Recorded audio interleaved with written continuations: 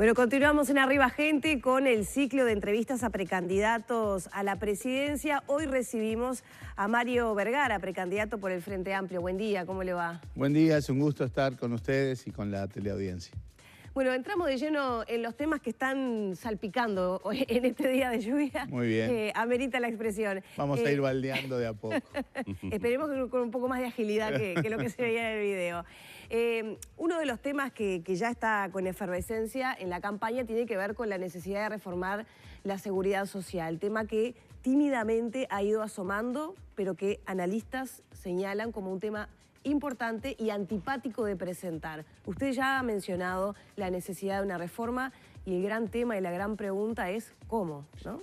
Bueno, en primer lugar hay que entender que esta problemática que tiene repercusiones en el propio sistema de seguridad social, porque un buen sistema de seguridad social es aquel que es sustentable, que da garantías, que la gente pueda ver en el futuro que tiene la seguridad de que va obviamente a recibir la pensión, la pasividad que le corresponde, y también impacto en las cuentas públicas, ¿verdad? Es de las cosas que en el gasto público realmente mueven la aguja. Por lo tanto, sí, es importante enfocar este tema, que es un desafío que viene de una buena noticia, digamos, que es que los seres humanos vivimos cada vez más.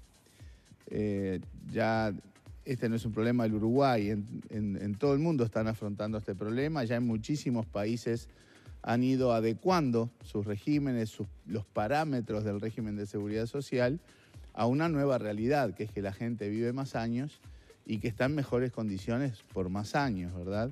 Yo un poco en caricatura planteaba que cuando yo era niño y uno leía en el diario sexagenaria atropellada por, ¿no? Uno decía, pobre viejita, ¿no? Sí. Miró al cruzar, ¿no?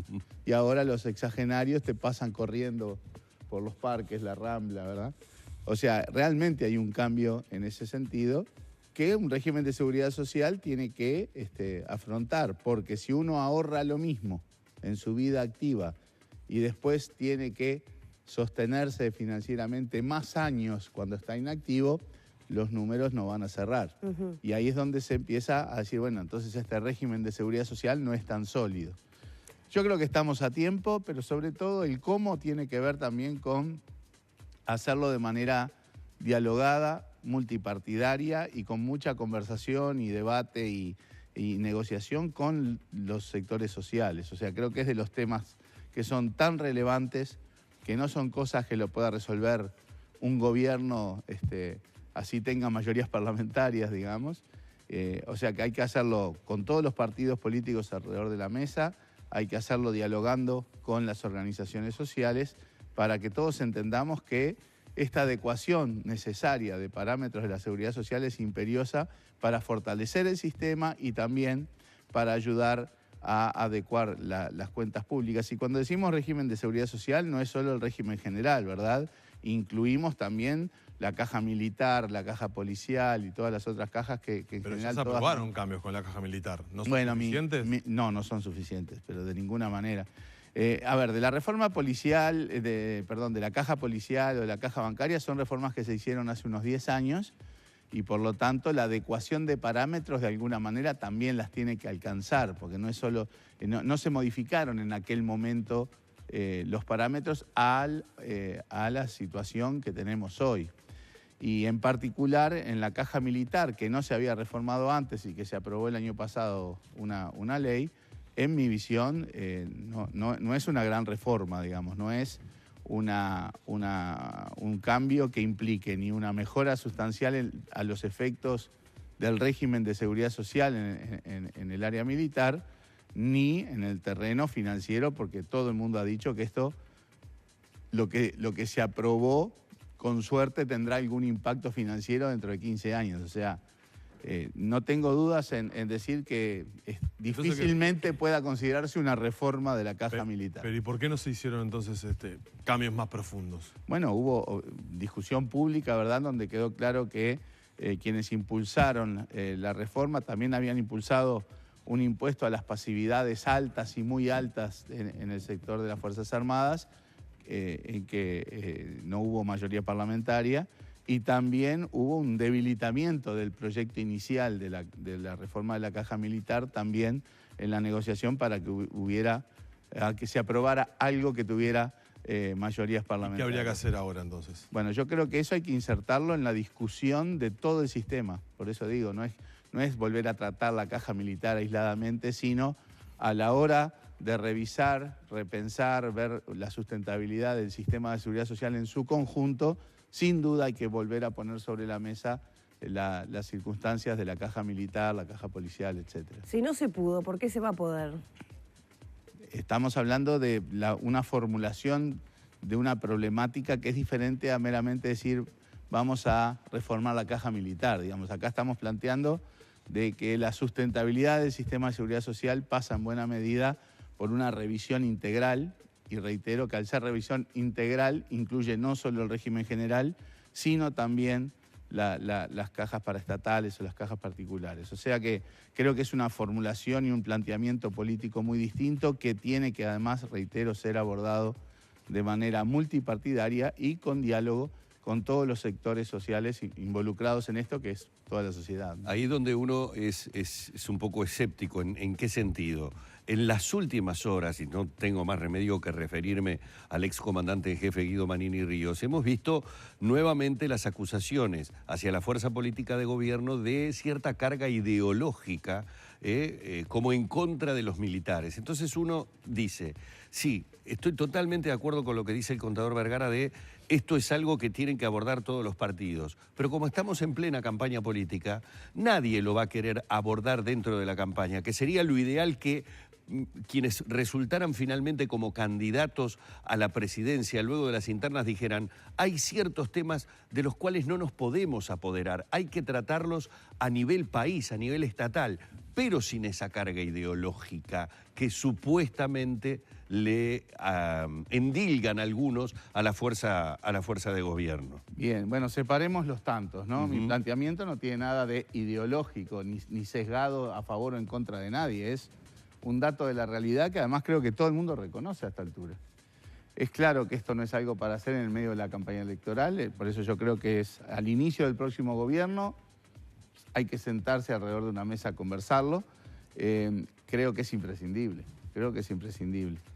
pero no por una cuestión de ningún tipo de sesgo ideológico, es una realidad que rompe los ojos, que tiene una trayectoria muy clara además, porque hace unos pocos años no teníamos estos niveles de déficit en el sistema, ¿verdad? Es algo que está creciendo de manera muy rápida año tras año. Por lo tanto, separaría un poco esas cuestiones. Y bueno, ya que me toca el tema de las formulaciones del ex comandante en jefe, obviamente que ese planteamiento no tenía foco en los temas de la caja militar, sino en una cuestión mucho más amplia y relevante, a mi gusto, que es la propia democracia, ¿verdad? Lamentablemente en ese video tenebroso, grave, inaceptable, el excomandante en jefe desprecia una tras otra todas las instituciones democráticas del Estado.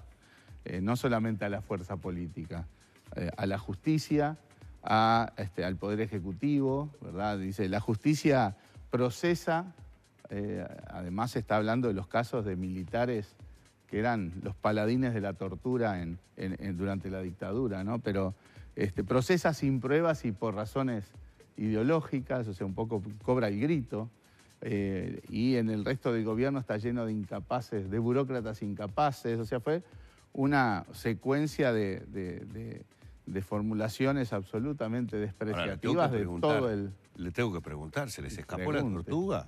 A ver, ¿por qué? Porque este pensamiento surgió de un día para el otro.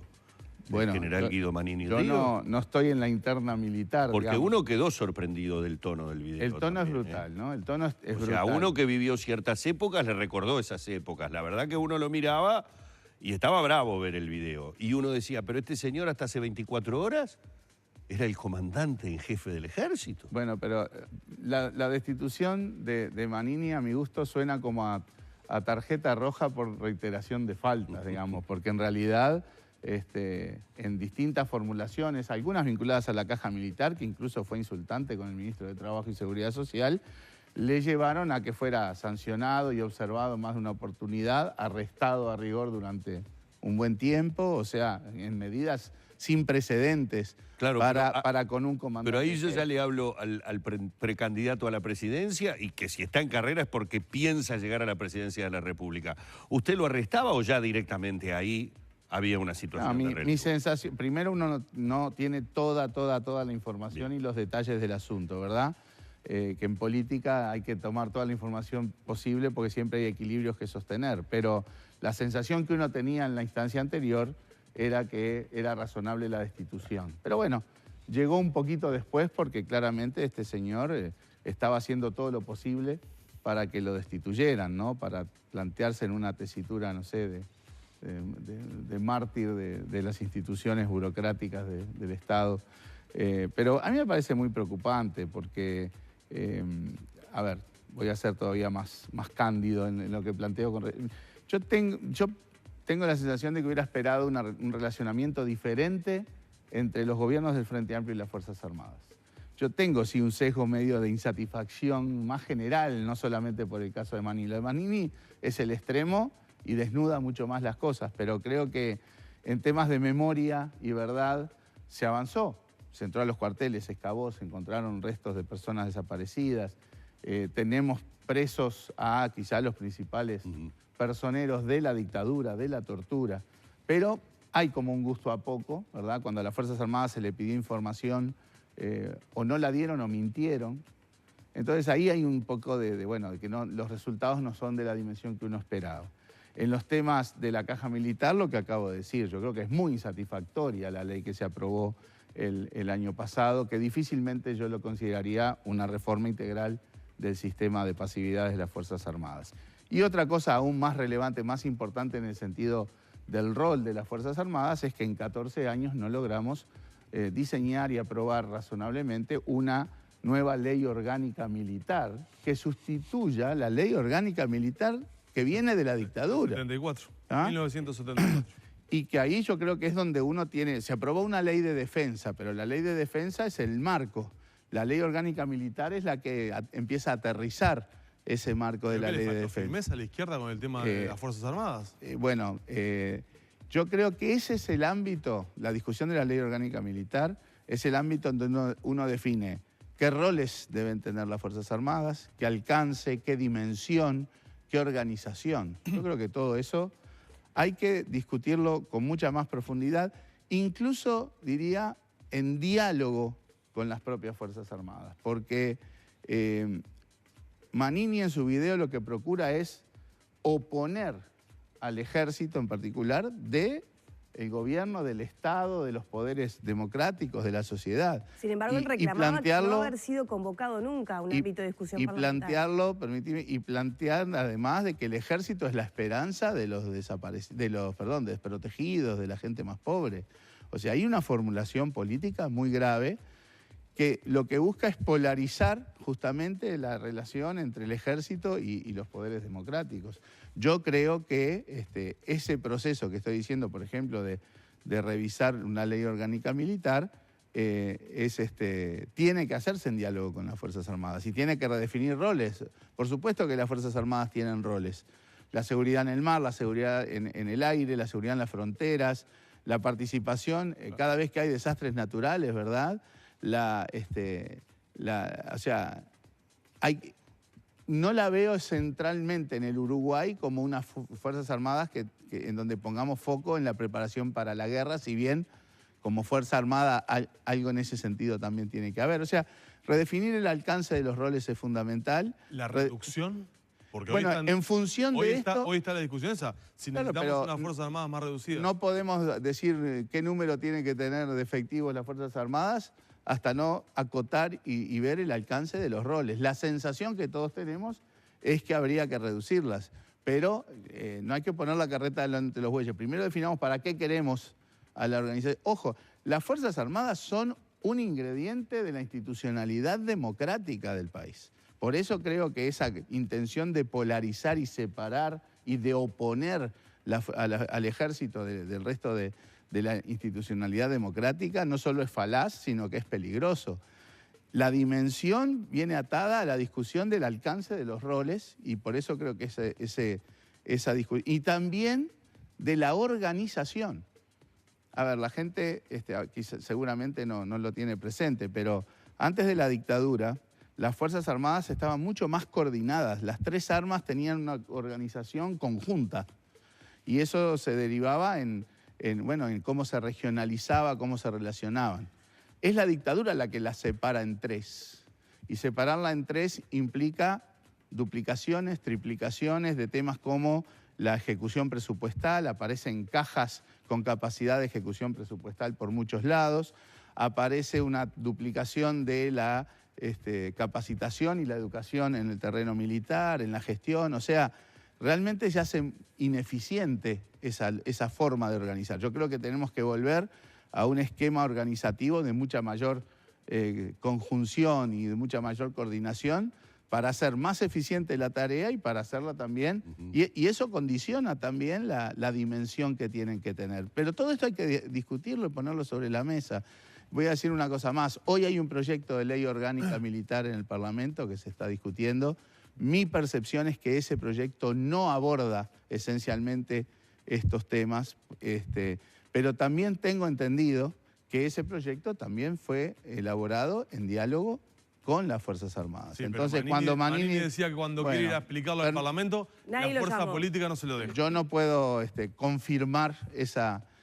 Bueno, no, una cosa es que no vayan directamente las Fuerzas Armadas a defender en una comisión parlamentaria el proyecto. Otra cosa es si hubo o no participación de las jerarquías de las Fuerzas Armadas en la elaboración del proyecto. Ahora, en esta relación, gobierno, Fuerzas Armadas, ¿cómo evalúa el rol de la oposición, de los otros partidos políticos que también juegan su rol, ¿no? En unir, en apoyar o en polarizar? Bueno, evidentemente no han ayudado en esta dirección, porque, bueno, cuando se planteó, por ejemplo, el tema de la reforma de la caja militar y demás, hubo planteamientos desde la oposición justamente planteando esto, ¿no? De que uno planteaba la reforma de la caja militar por una cuestión ideológica antimilitar. O cuando se planteó el impuesto a las jubilaciones militares altas, también, que era una cuestión revanchista, de venganza contra las Fuerzas Armadas. Sí, cuando a propósito, ahora se busca derogar. Una década antes se hizo la reforma de la caja bancaria, que incluía un impuesto a las pasividades bancarias altas, y a nadie se le ocurrió decir que eso era porque el gobierno tenía un sesgo antibancario, ¿verdad? O sea, claramente la oposición en este tema no ayudó. Yo creo que el esquema del gobierno con mayoría parlamentaria y la oposición enfrente, digamos, no ayuda a que estas cosas se discutan con serenidad alrededor de una mesa. Creo que así como en los temas de la seguridad social... O sea que la mayoría parlamentaria es mala. Yo creo que dependiendo... No es que sea mala o buena, es que cambia las formas del juego político. Si no hay mayorías parlamentarias, la forma de relacionarse entre gobierno y oposición es una, y la oposición además, de alguna manera, tiene más responsabilidades de qué cosas van saliendo y qué cosas no. En una caricatura de mayoría parlamentaria, la oposición puede estar en la vereda de enfrente y no ser responsable de lo que sale o de lo que deja de salir. Ojo, dicho esto, en una evaluación de las mayorías parlamentarias en los tres gobiernos del Frente Amplio, yo creo que la mayoría parlamentaria del primer gobierno y parte del segundo gobierno fueron muy importantes para avanzar la innumerable cantidad de transformaciones estructurales vía leyes que los gobiernos del Frente Amplio desplegaron. Pero quizás en este último gobierno yo veo episodios como estos que estamos hablando, en donde la mayoría parlamentaria le trajo más dolores de cabeza al gobierno que soluciones.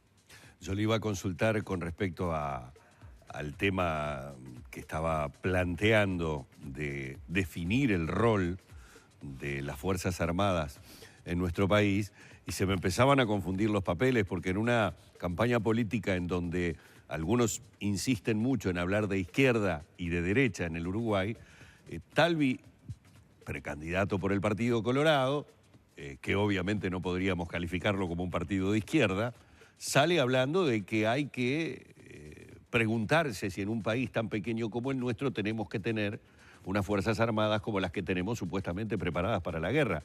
Y a ver, con lo que usted estaba diciendo veía cierto grado de coincidencia, por lo menos de plantearse qué tipo de Fuerzas Armadas y para qué las queremos en el país. Pero eso es una cuestión metodológica elemental. Para cualquier institución que hay en el Estado, lo primero es definir cuáles son sus roles y sus prioridades. Y es lo que la ley debe darle como vocación, como chip hacia dónde tiene que trabajar. O sea que, por lo tanto, ahora yo tengo una impronta fuertemente sereñista, ¿no? Y Sereña, además de la ética, del coraje, de la visión estratégica, tenía una forma, o promovía una forma de hacer política, que es que en todos aquellos puntos y aspectos en donde podemos llegar a acuerdos, hay que llegar a acuerdos. En otros no llegaremos, ¿verdad? Diferencias y distancias entre los distintos partidos va a haber siempre. Pero si hay puntos, vuelvo al tema, tenemos que estar alrededor de una mesa a discutir temas de la seguridad social. Sí, lo tenemos que hacer multipartidariamente y con mucho diálogo con la sociedad. El tema de las Fuerzas Armadas lo tenemos también que hacer multipartidariamente y en diálogo también con las Fuerzas Armadas. Por eso yo destaco el talante de oponer, de polarizar la relación entre el ejército y el sistema político y el Estado.